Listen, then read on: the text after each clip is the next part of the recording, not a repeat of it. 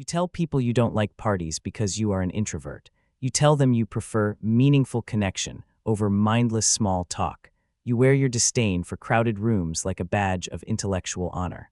You have convinced yourself that the reason you are standing in the corner, clutching a warm drink and checking your phone every 3 minutes, is that you are simply too deep for this shallow environment. But that is a lie. You aren't deep. You are terrified, and you aren't an introvert. You are a control freak who has been stripped of their mechanisms. The psychology of the person who hates parties is rarely about social battery.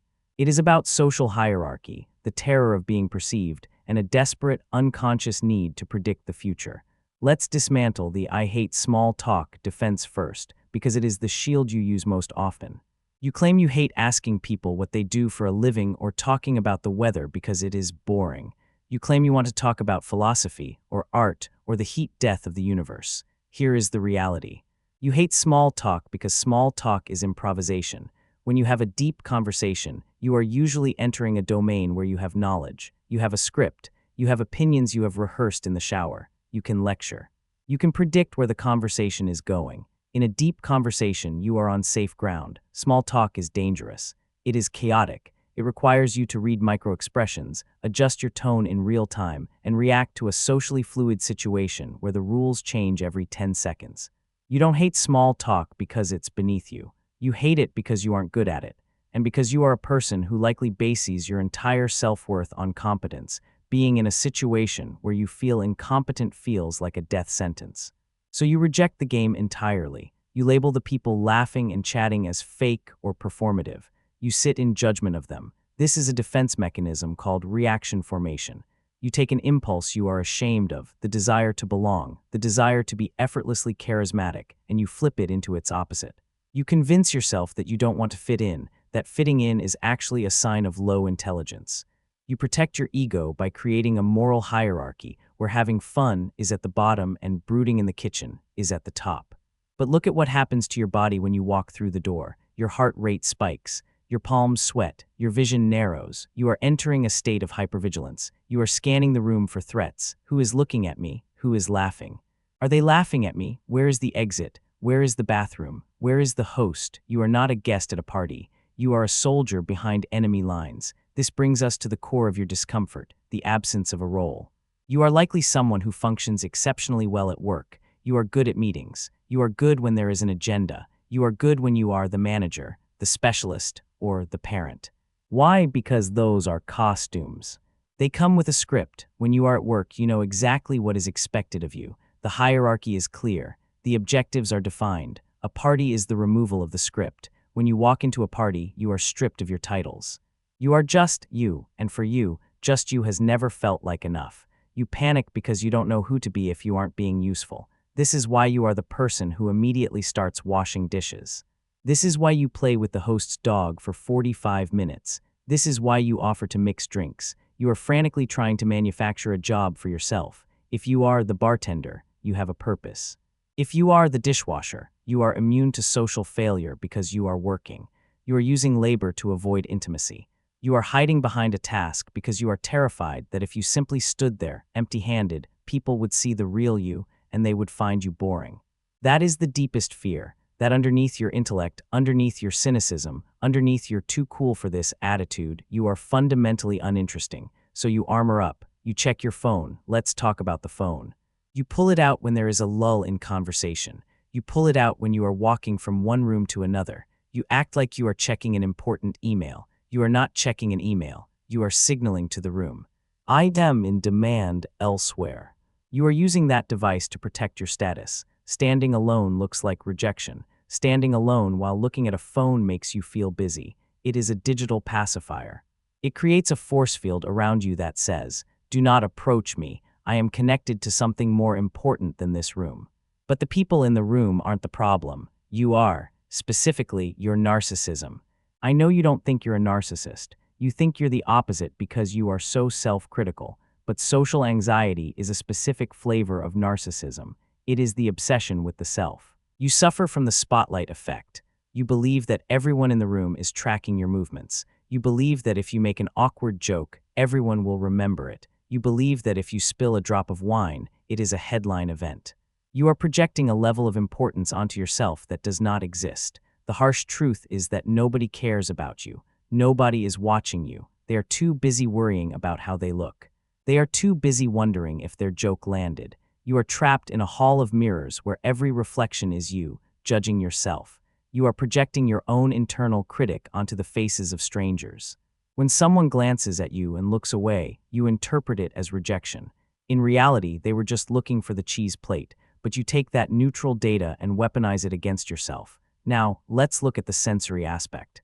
Because for some of you, this isn't just ego, it is biology. You might be a highly sensitive person, HSP, or have undiagnosed sensory processing issues. A party is a sensory assault. The cocktail party effect is the brain's ability to filter out background noise and focus on a single voice. For most people, this is automatic. For you, the filter is broken. You hear the music. You hear the conversation next to you. You hear the ice in the shaker. You hear the hum of the refrigerator. You hear the person chewing 3 feet away. Your brain is trying to process every single audio channel simultaneously. You aren't antisocial. You are overclocked. Your CPU is running at 100% just to maintain a baseline of existence. This is why you get angry. Sensory overload turns into irritability. You feel physically cornered by the noise. When you say, "I hate people," what you really mean is, "I hate the pain of processing this much data." But instead of admitting that you have a sensory limitation, you moralize it. You decide that the environment is stupid or chaotic, rather than admitting that your nervous system is fragile. And then there is the social battery economy. You treat your energy like a resource that is constantly being stolen. You live in a scarcity mindset regarding your own vitality. If I go to this party, I will be exhausted tomorrow. If I talk to this person, they will drain me. You view other humans as vampires. You view interaction as a transaction where you always lose money. Why? Because for you, interaction is a performance. If you were just being yourself, it wouldn't cost that much energy. But you aren't being yourself. You are performing the role of normal human. You are manually operating the controls of your face, your tone, and your body language. You are exhausted because you are acting. You are monitoring your posture. You are thinking, am I making enough eye contact? Too much eye contact. Is my laugh weird? What do I do with my hands? You are running a puppet show where you are both the puppeteer and the puppet. Of course, you are tired. You are doing the work of 2 people. And what is the result of this? You leave early. You do the Irish exit. You slip out the back door without saying goodbye. You tell yourself this is because you don't want to make a scene.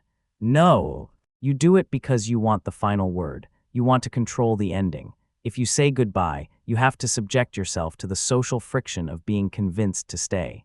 One more drink. Don't leave yet. You cannot handle the pressure of disappointing people, so you ghost them. You choose the guilt of leaving over the discomfort of asserting a boundary, and when you get home, the relief, the silence.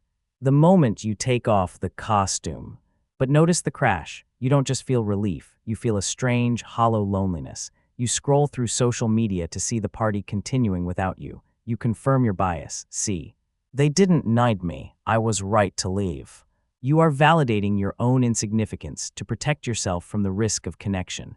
You are building a fortress of solitude and calling it a preference. But inside that fortress, you are starving. You tell yourself you want a deep connection, but you refuse to wade through the shallow water to get to the deep end.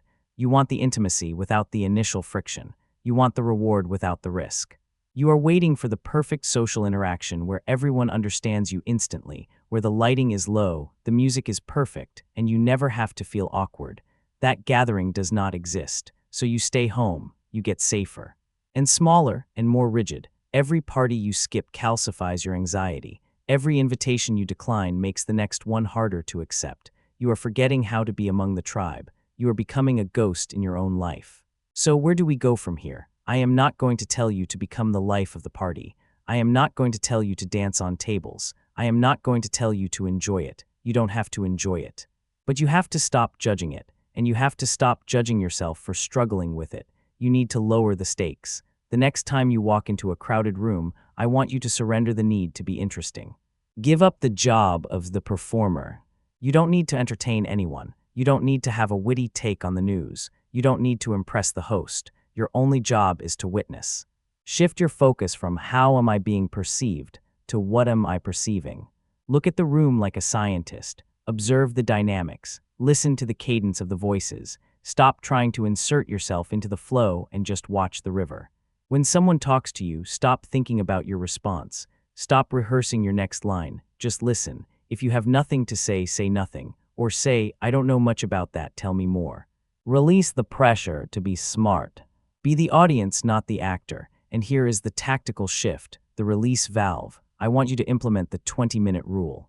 When you go to an event, you make a contract with yourself. You are staying for 20 minutes.